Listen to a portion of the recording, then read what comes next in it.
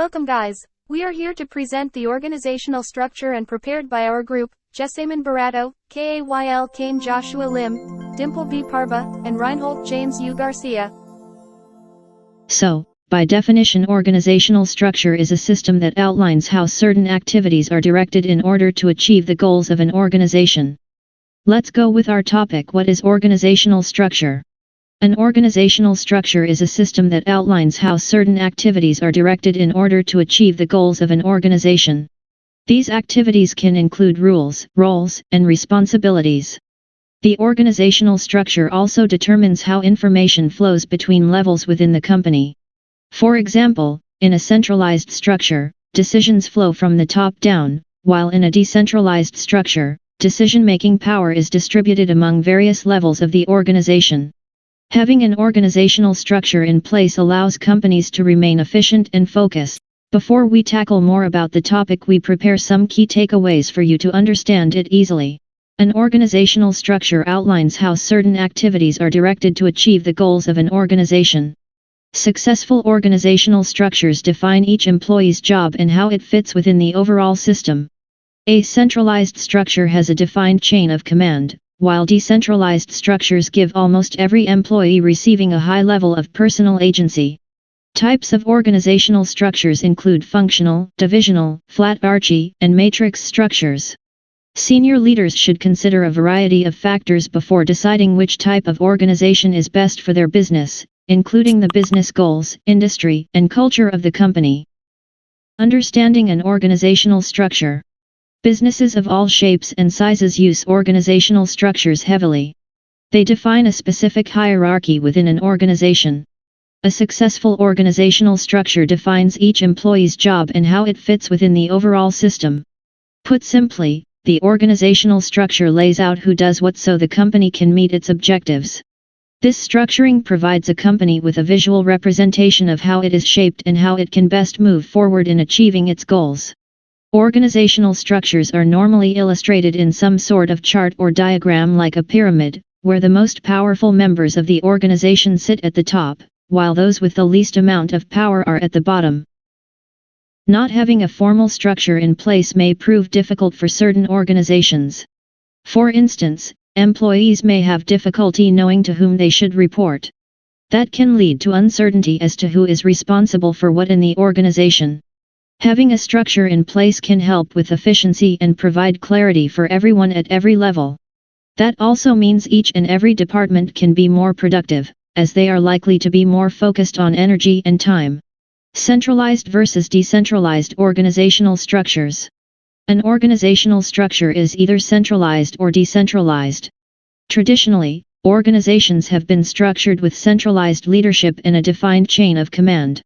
The military is an organization famous for its highly centralized structure, with a long and specific hierarchy of superiors and subordinates. In a centralized organizational system, there are very clear responsibilities for each role, with subordinate roles defaulting to the guidance of their superiors. There has been a rise in decentralized organizations, as is the case with many technology startups. This allows companies to remain fast, agile, and adaptable, with almost every employee receiving a high level of personal agency. For example, Johnson & Johnson is a company that's known for its decentralized structure. As a large company with over 200 business units and brands that function in sometimes very different industries, each operates autonomously. Even in decentralized companies, there are still usually built-in hierarchies, such as the chief operating officer operating at a higher level than an entry-level associate. However, teams are empowered to make their own decisions and come to the best conclusion without necessarily getting approval from up top. Now we go on to the types of organizational structures. First, functional structure. 4 types of common organizational structures are implemented in the real world. The first and most common is a functional structure. This is also referred to as a bureaucratic organizational structure and breaks up a company based on the specialization of its workforce. Most small to medium-sized businesses implement a functional structure. Dividing the firm into departments consisting of marketing, sales, and operations is the act of using a bureaucratic organizational structure. Bureaucracies are all around us. For instance, an oil company may establish a bureaucracy to compel its employees to complete safety checks when operating on an oil rig. Second is divisional or multi-divisional structure. The second type is common among large companies with many business units. Called the divisional or multi-divisional M-form structure, a company that uses this method structures its leadership team based on the products, projects, or subsidiaries they operate. A good example of this structure is Johnson & Johnson. With thousands of products and lines of business, the company structures itself so each business unit operates as its own company with its own president. Divisions may also be designated geographically in addition to specialization. For instance, a global corporation may have a North American division and a European division. Third is team-based. Similar to divisional or functional structures, team-based organizations segregate into close-knit teams of employees that serve particular goals and functions, but where each team is a unit that contains both leaders and workers. Fourth is flat R.J.U.G structure. Flat R.J.U.G, also known as a horizontal structure, is relatively newer, and is used among many startups. As the name alludes, it flattens the hierarchy and chain of command and gives its employees a lot of autonomy. Companies that use this type of structure have a high speed of implementation. Fifth is matrix structure. Firms can also have a matrix structure. It is also the most confusing and the least used. This structure matrixes employees across different superiors, divisions, or departments. An employee working for a matrixed company, for example, may have duties in both sales and customer service. Sixth is circular structure. Circular structures are hierarchical, but they are said to be circular as it places higher-level employees and managers at the center of the organization with concentric rings expanding outward, which contain lower-level employees and staff. This way of organizing is intended to encourage open communication and collaboration among the different ranks. Seventh is network structure. The network structure organizes contractors and third-party vendors to carry out certain key functions.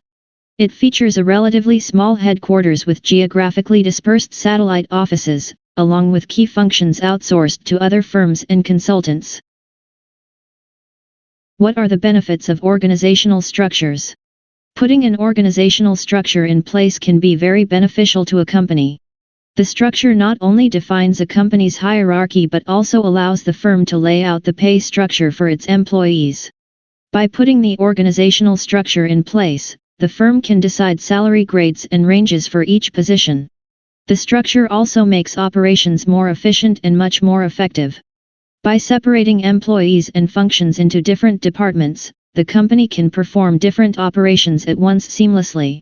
In addition, a very clear organizational structure informs employees on how best to get their jobs done.